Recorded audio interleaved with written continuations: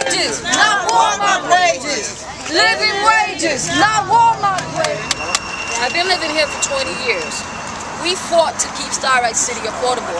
We protested to keep my apartment affordable, to keep the complex affordable. Yes. And now Walmart is coming in. I'm thinking if I get a job there, I won't even be able to afford to pay my rent if I get a job there. Do we really want Walmart here? No! And I hope you can understand what I'm saying. It's not that we don't want jobs here, we do. But we want fair wages, good jobs. The big thing here is we need to recognize that this relationship between Walmart and our communities is parasitic. All right? Where they come in and take things away.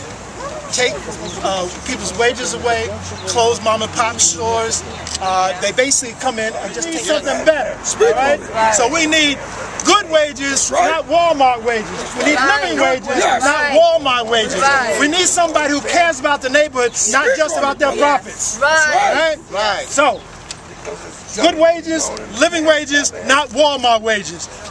Living wages, not Walmart wages. Living wages, not Walmart wages. Living wages, not Walmart wages.